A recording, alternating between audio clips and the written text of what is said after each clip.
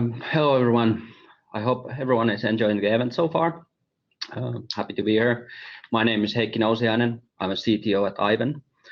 In short, we do managed services out of open source data technologies in open cloud, public cloud, with the intent that we really want to make it easier for enterprises and businesses to build their applications on top of open source.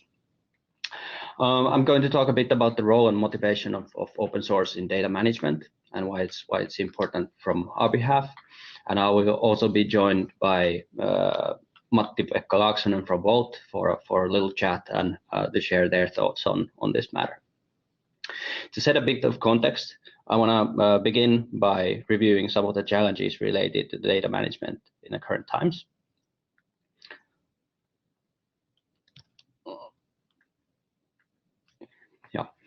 So I want to start with timeliness, the requirement for real-time and near real-time data.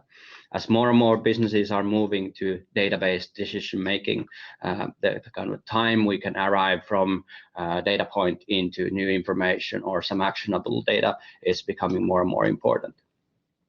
This is also really crucial for any interactive usage or in the cases where we want to do decisions based on, say, environmental awareness, what is happening on us, what are the orders coming in, what is our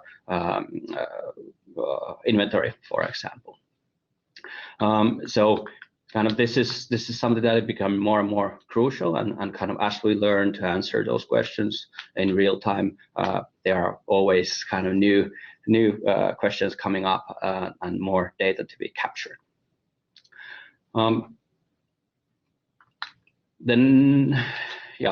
But that's important is not to forget batch loads. So they have their place for a lot of reporting tasks or for analytics or for doing things like training machine learning algorithms, having that large scale data store to be able. So a modern pipeline needs to kind of somehow cater to the both use cases at the same time. Volume and velocity are the two of the three traditional definitions for what is big data in general. I won't deal with this too much, just to say that I think our thirst for additional data and being able to process data is not driven by it's more driven by the amount we can process. We can always come up with new questions based on the answers that we arrived with the previous collection, previous processing. For variety, again, this is kind of one of the traditional definition of big data, but it's really important to acknowledge that we need to deal with multiple different formats of data and multiple different types of data. So they can be just measurements from a single measurement from a sensor. They can be event descriptions or, say, order information, or they can be images or large binaries. And somehow we need to deal with all of these different data types through a common data pipeline. Some of the data needs to be handled in a very transactional manner if it's orders. So for some data, it's quite okay that we just get a statistical sample. This is something that we need to kind of take into account when building data pipelines as well. Access, we'd love to talk about this because we see that there is so much room for innovation when organizations and businesses arrange access to a wide amount of data. So there's a lot of room for new teams to figure out new ways or start new projects and see if they fly or if they arrive at conclusion. But at the same time, it's really equally important that we have a governance around managing grants and access so that we don't lose confidentiality or go fall in, say, compliance such as GDPR. Access for us means both the actual authorization and grants, but also access needs to be arranged with so that we ensure that we have technologies that are something that the whole organization can use. Then a temporal aspect of managing data is when we build data pipelines, the time spans that these systems live tend to be much longer than what we anticipate when we set out to complete a project, for example. And this time span for us means that we need to somehow ensure that we have access to data that is coming from very old systems, might be in funny formats that are no longer in use, or on the other hand, they could be maybe our sensors that we set or sent out the field don't include all the data points that we're maybe now using. So we need to handle normalization and enrichment to make sure that we can process or create representative results from the data that we utilize. And finally, there's this ever-changing landscape of business requirements. We get new services. We answer a data-based question.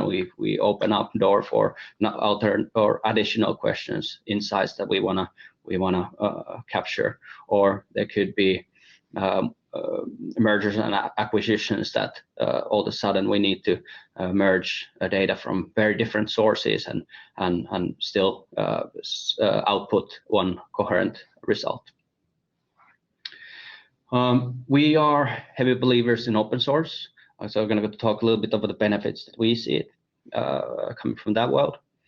First and foremost, we capture is business agility, the ability to get started immediately without needing to worry about, say, procurement or license securing or doing longer-term commitments or investments to get started. But open source being readily available, we can start now. We can see if a project is successful and then make the decision on continue or not.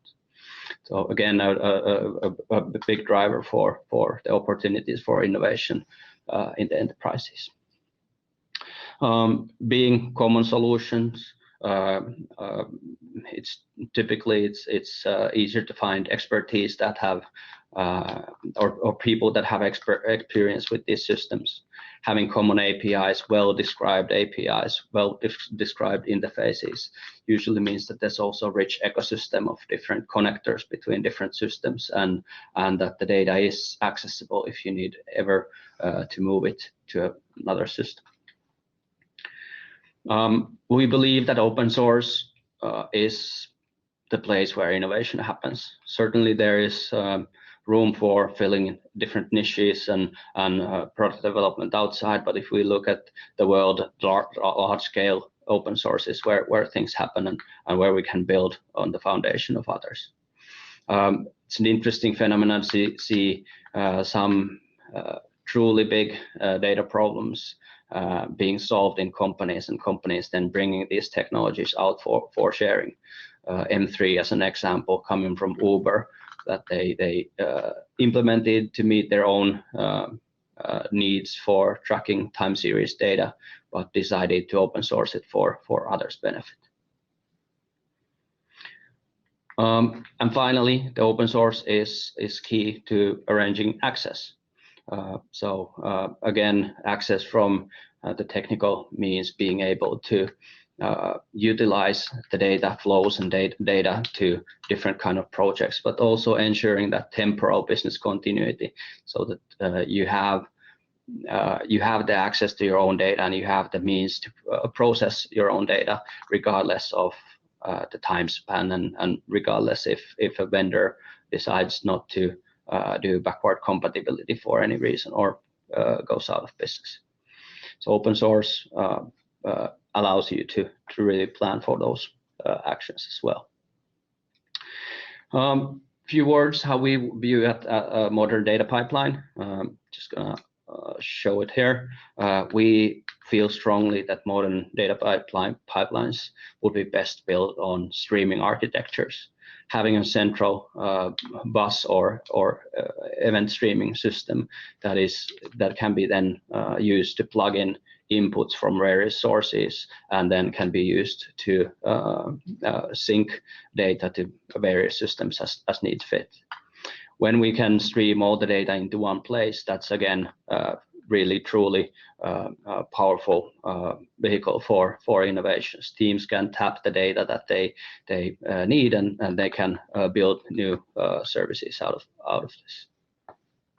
This kind of architecture also acts as a common API. So the different inputs being there, regardless whether they are sensors that want to send information or whether they are, say, change data capture from existing business systems that we want to include or utilize for our analytics, can happen through similar APIs. And with this, when we model these data pipelines as flows of messages, we can also handle the different aspects of versioning or format conversion that we need, and then to be able to make sure that we can have a consistent view and consistent processing of data. Open source technologies on this streaming platform, they are really built for scale. Apache Kafka here as an example, coming from LinkedIn originally, where they had to deal with the delivery of messages at the scale where that existing products simply didn't match.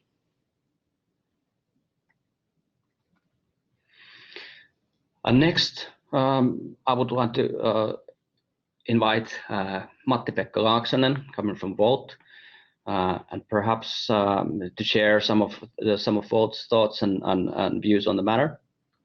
So, Matti, perhaps you could do a few words of introduction of yourself and your role at Wolt.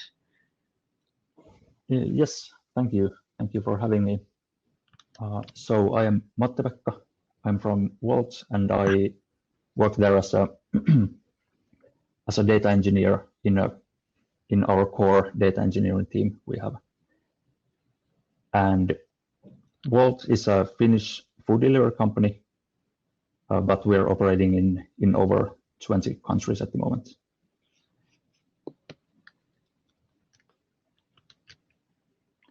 Okay, thank you.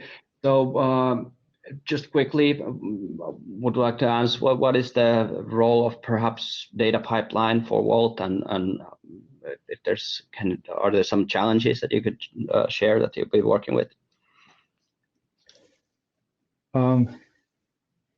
Yes, so the main role of the data pipeline in general is, well, I could say it's powering almost all of our business at Wolt. So it's not only reporting, but it's also plugged into many of our live products, our customer-facing products.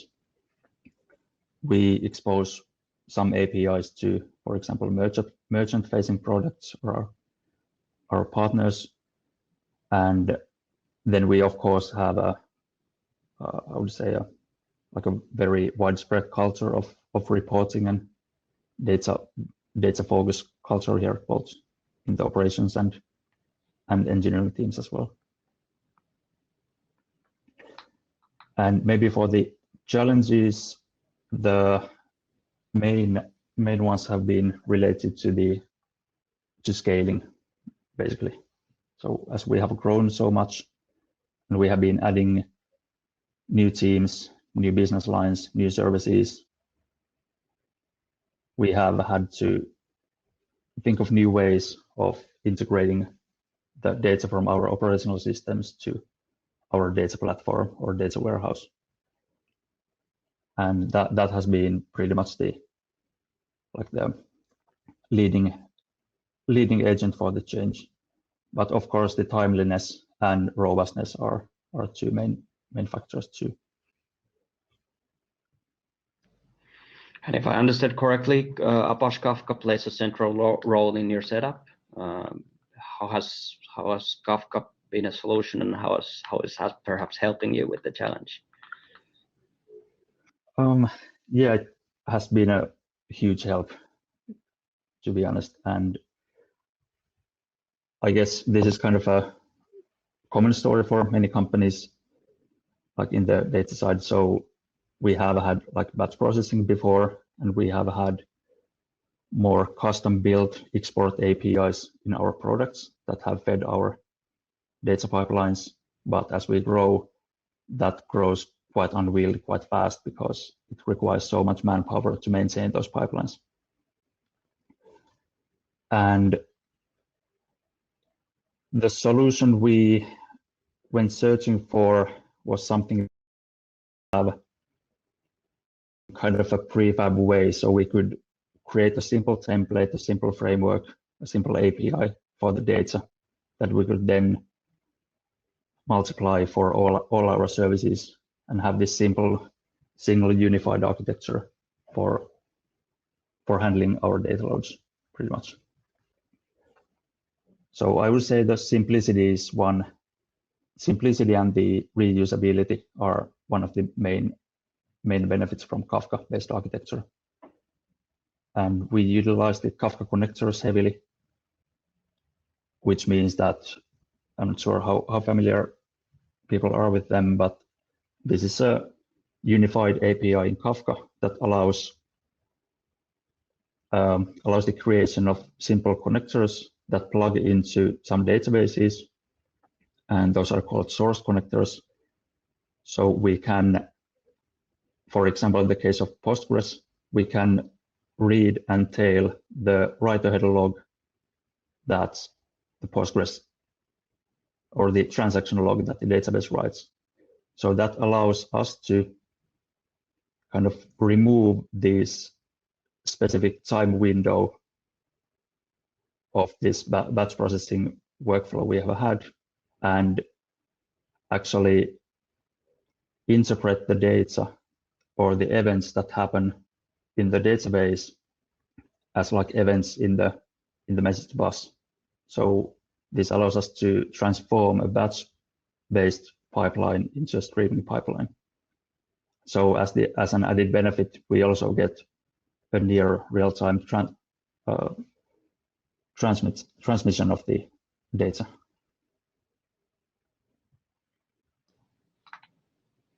Right, great. One last question, if I may. How do you see the benefits and the future of open source at the core of Wolt data processing platform? I think it will be a big factor going forward. There is, of course, the like all of that you mentioned in your last slide really resonates with me, as we have the benefit of this open ecosystem that we can access to, and also possibly at some point also give back to. And also this how quick it is to get going with those open source technologies. You can try it out easily locally, and then you can work with the same API when you actually deploy it. And also most of that technology is kind of battle tested. It has the immense benefit of finding information online, finding others' experiences kind of from a neutral perspective. So that helps with troubleshooting often. And also in a technical side, it also gives benefits with, say, integration testing. You don't have to mock any services. You can just run it in a container, for example, and then do those actual API calls you would be doing in production and see how they work.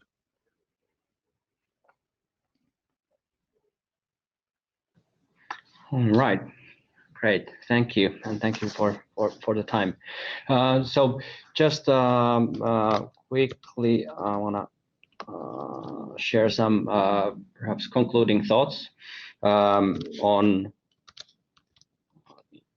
the correct window. So for us, I think the choice of selecting open source as a foundation for your data platform, that's a good choice to make, and that really helps to solve the challenge of definitely having and ensuring that access to the data. second one is that the streaming architectures are really offering a great way of decoupling different producers and consumers and dealing with that reusability and providing those opportunities for innovation to the business.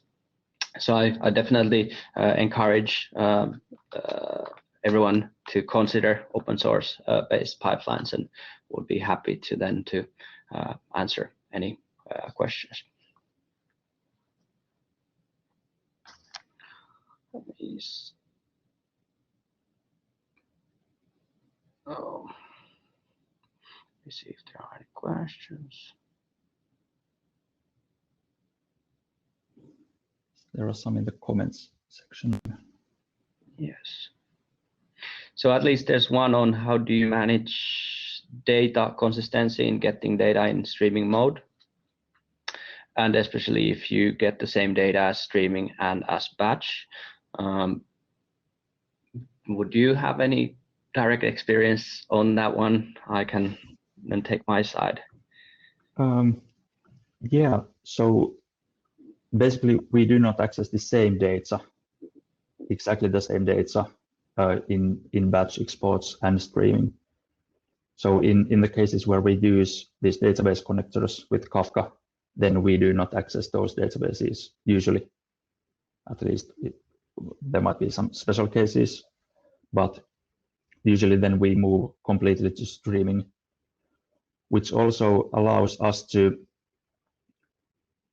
have also the full raw data history of those changes, or at least the latest state of each row in the database in Kafka.